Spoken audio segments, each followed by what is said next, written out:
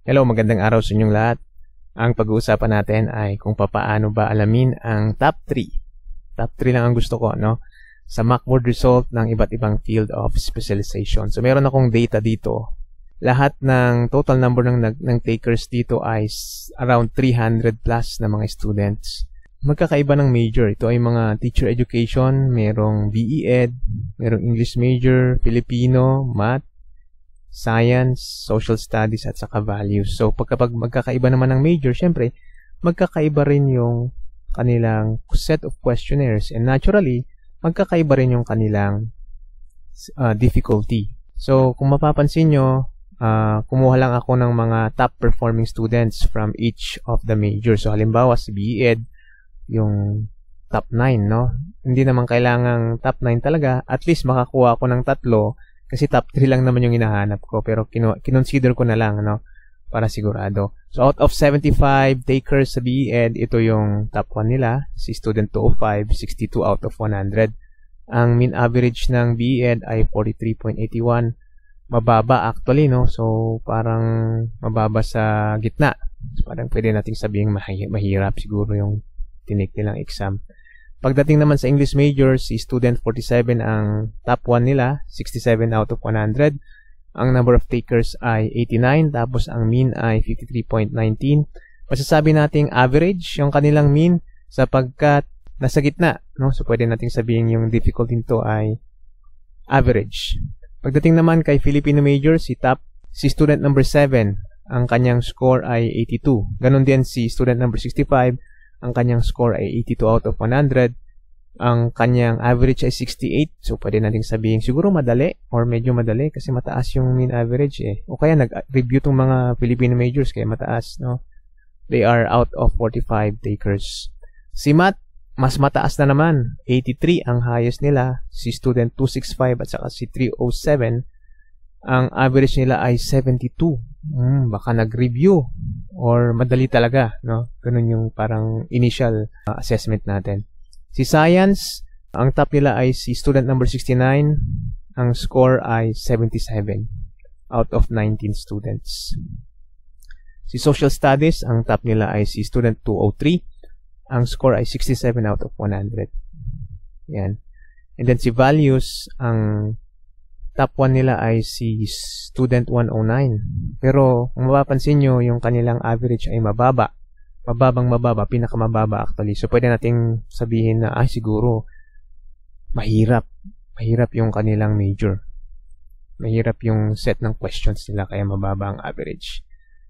Out of 43 students, no, ang average ay 37.44. So ang problema natin ngayon, paano natin malalaman yung top 3 kung magkakaiba yung majorship, magkakaiba yung level of difficulty, magkakaiba yung standard deviation, no? Ibig sabihin nito, yung the higher the standard deviation, mas kalat yung score. Mas heterogeneous yung grupo.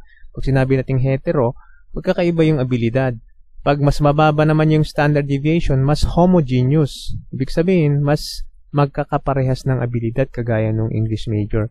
Sila yung actually yung may pinakamababang standard deviation. So, para masagot natin yung problema natin ay gagamit actually tayo ng tinatawag nating Z-score.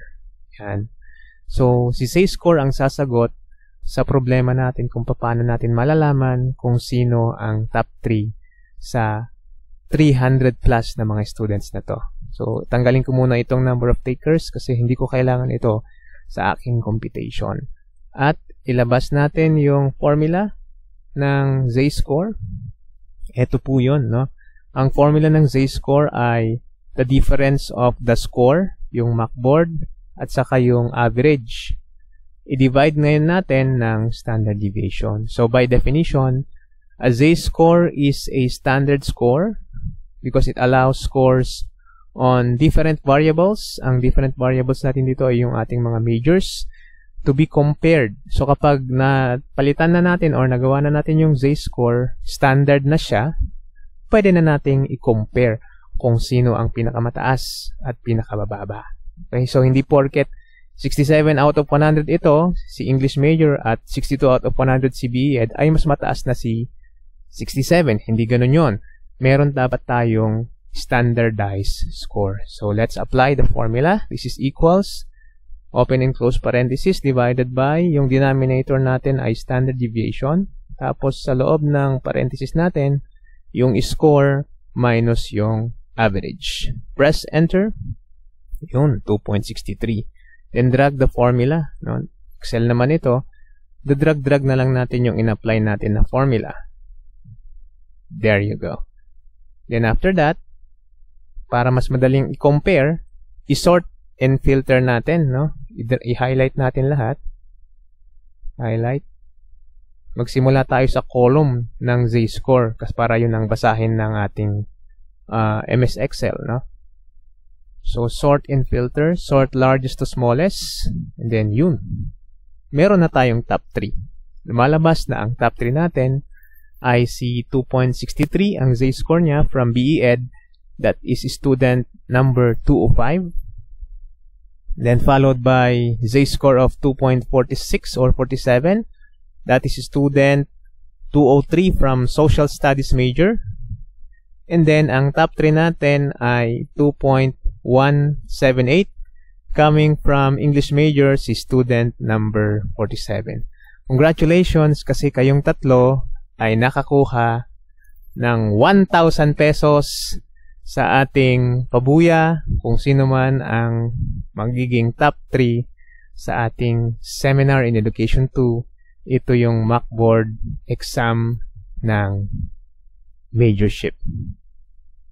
So hanggang doon lang ang aking discussion. I hope naintindihan nyo kung gaano kahalaga si Z-score at kung paano i-compare ang magkakaibang variables na ito. See you next time. Thank you for watching. Goodbye.